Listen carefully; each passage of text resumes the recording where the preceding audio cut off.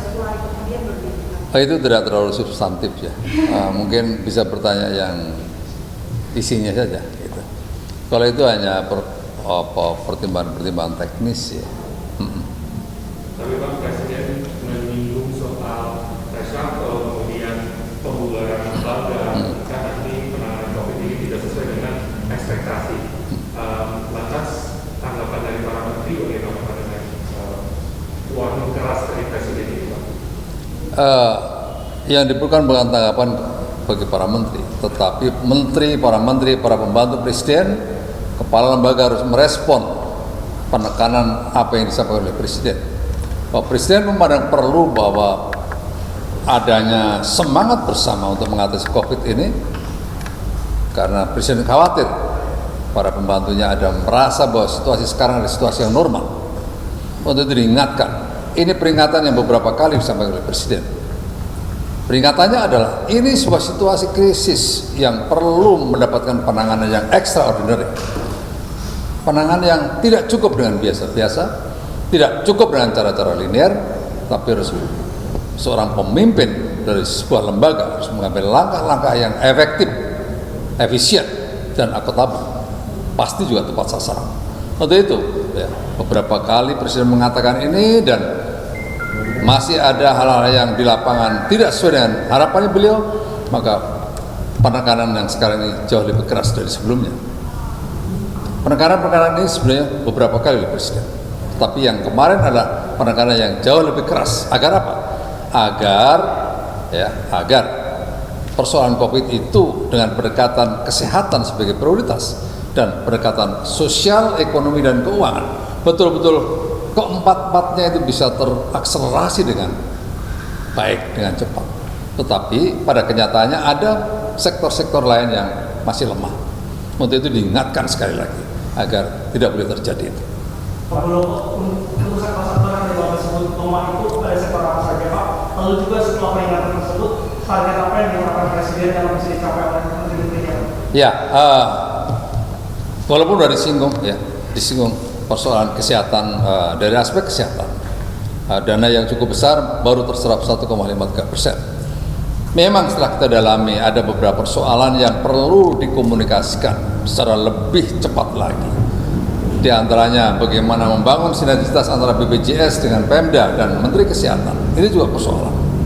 Yang kedua, persoalan pendataan apa itu terhadap para tenaga medis, karena ini juga tidak boleh salah sasaran.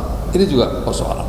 Tapi semuanya, yang ketiga, ada persoalan lagi, persoalan regulasi yang lama. Regulasi itu bisa digunakan dalam kondisi yang normal, tapi dalam kondisi yang tidak normal seperti saat ini harus segera diambil langkah untuk perbaikan. Dan ini Menteri sudah mengambil langkah itu untuk itu. Hal-hal seperti inilah pasti akan menjadi penghambat bagi para menteri untuk bekerja.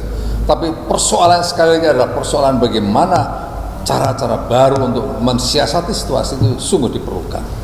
Berikutnya juga persoalan bantuan sosial. Ya.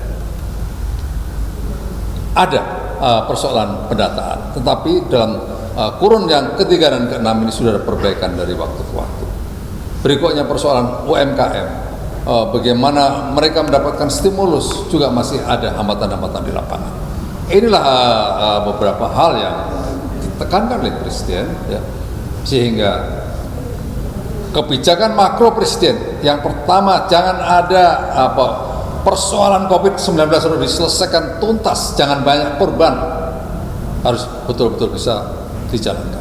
Yang kedua, persoalan rakyat Indonesia harus bisa menjalankan kehidupan sehari-hari dengan baik, dengan ketersediaan makanan yang cukup, maka berbagai bansos diberikan, jaring pengaman sosial secara luas diberikan. Untuk itu jangan sampai terlambat di lapangan. Yang ketiga, masyarakat dunia usaha harus bisa menjalankan usahanya dengan baik agar UMKM tidak ada yang memphk-kan pekerjanya. Korporasi juga seperti itu, tidak ada yang memphk-kan pekerjanya agar tidak terjadi pengangguran yang semakin meluas. Itu sebagai strategi besarannya. Maka menteri semuanya harus menuju ke sana. Jangan berpikir yang lain-lain. berpikir satu, membantu Presiden untuk kelancaran semuanya itu. Itu kira-kira teman-teman. Ya. Cukup? Juga dikatakan penegasan walaupun langkah politik diambil dia akan aman. Langkah politik Presiden pun dengan penyelesaian COVID ini, kalau memang lewat waktu nggak selesai, langkah politik pun akan diambil. Salah satunya masuk ke dalam dan Oh ya, iya.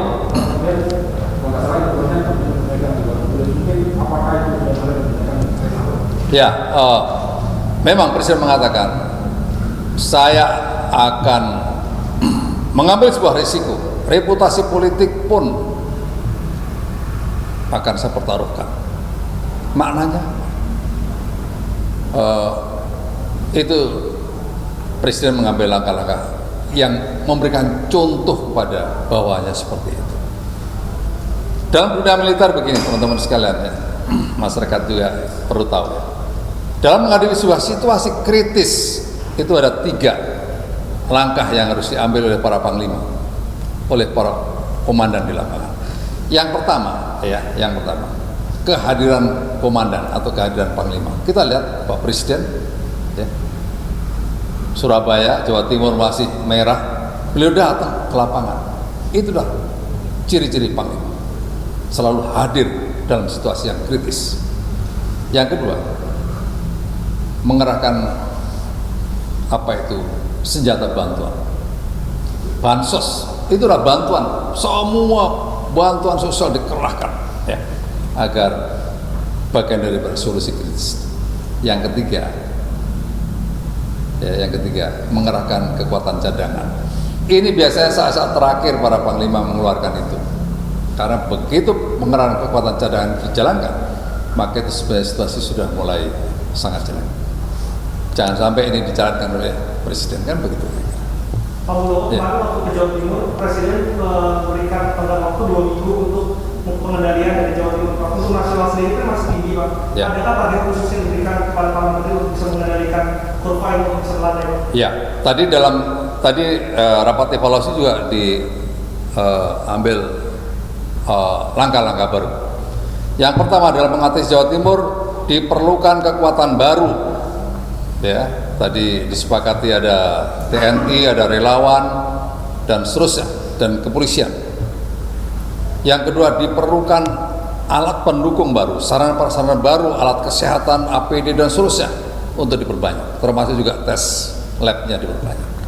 2 hal tadi sudah menjadi kesepakatan untuk menyelesaikan Jawa Timur agar segera cepat selesai.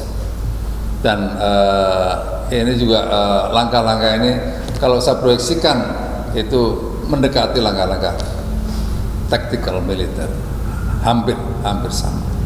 Dalam situasi yang seperti itu kelelahan, maka perlu ada kekuatan baru.